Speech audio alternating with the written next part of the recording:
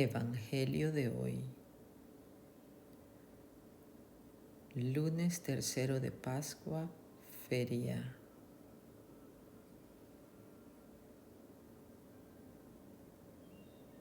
Primera lectura.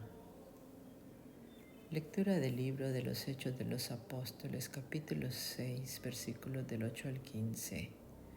No lograban hacer frente a la sabiduría y al espíritu con que hablaba.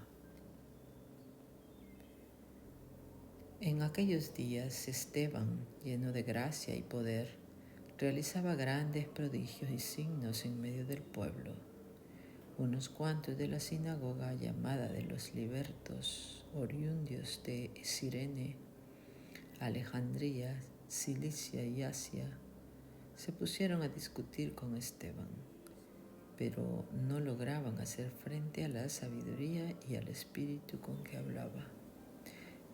Entonces indujeron a unos que asegurasen: le hemos oído palabras blasfemas contra Moisés y contra Dios. Alborotaron al pueblo, a los ancianos y a los escribas, y viniendo de improviso lo agarraron y lo condujeron al Sanedrín, presentando testigos falsos que decían: este individuo no para de hablar contra el lugar santo y la ley, pues le hemos oído decir que ese Jesús el Nazareno destruirá este lugar y cambiará las tradiciones que nos dio Moisés. Todos los que estaban sentados en el Sanedrín fijaron su mirada en él, y su rostro les pareció el de un ángel. Salmo responsorial. Salmo 118. Dichoso el que camina en la voluntad del Señor. Aunque los nobles se sienten a murmurar de mí, tu siervo medita tus decretos. Tus preceptos son mi delicia, tus enseñanzas son mis consejeros. Dichoso el que camina en la voluntad del Señor. Te expliqué mi camino y me escuchaste. Enséñame tus mandamientos. Instrúyeme en el camino de tus mandatos y meditaré tus maravillas. Dichoso el que camina en la voluntad del Señor. Apártame del camino falso y dame la gracia de tu ley. Escogí el camino verdadero, deseé tus mandamientos. Dichoso el que camina en la voluntad del Señor. Versículo antes del Evangelio, Mateo capítulo 4, versículo 4. Aleluya, no solo de pan vive el hombre, sino de toda palabra que sale de la boca de Dios. Aleluya. Santo Evangelio. Lectura del Santo Evangelio según San Juan, capítulo 6, versículos del 22 al 29. Trabajad no por el alimento que perece, sino por el alimento que perdura para la vida eterna. Después que Jesús hubo saciado a 5,000 hombres, sus discípulos le vieron caminando sobre el agua. Al día siguiente, la gente que se había quedado al otro lado del mar vio que allí no había más que una barca y que Jesús no había montado en la barca con sus discípulos, sino que los discípulos se habían marchado solos.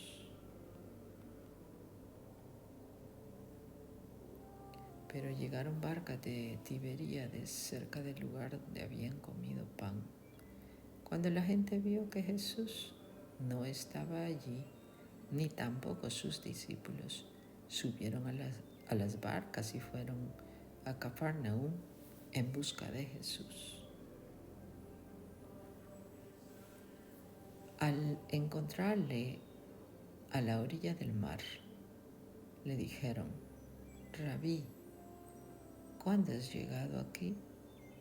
Jesús les respondió: en verdad os digo, vosotros me buscáis, no porque habéis visto señales, sino porque habéis comido de los panes y os habéis saciado.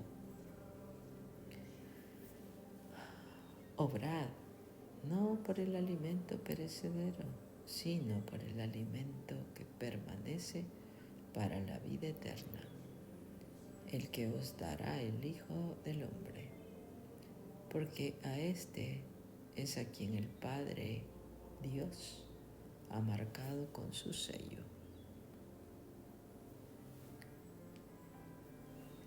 Ellos le dijeron: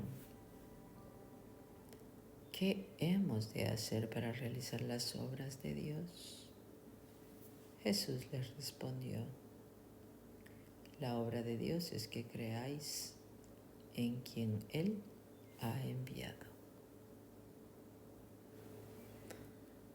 El Evangelio meditado del Padre Alfonso Milagro. Trabajen no por el alimento perecedero, sino por el que permanece hasta la vida eterna. La gente está impresionada por el milagro que hizo Jesús, multiplicando los panes. La figura de Jesús aparece delante de ellos con caracteres extraordinarios y por eso no quieren separarse de Él. Intuyen que mientras estén con Él no van a sufrir más necesidades y así, viendo que Jesús desaparece con sus discípulos, se ponen a buscarlos y siempre en busca de Él. Cruzan el lago y llegan a Cafarnaúm. Allí lo encuentran, pero Jesús aprovecha la oportunidad para purificar sus intenciones y sentimientos. Si buscaron a Jesús fue por interés, por el alimento material que de Él habían recibido. Por eso Jesús los amonesta pidiéndoles que no obren por el alimento material, sino por el alimento que permanece para la vida eterna. Con mucha frecuencia se da el caso de quienes buscan la religión no por la religión misma, sino por la conveniencia que de ella se les puede seguir.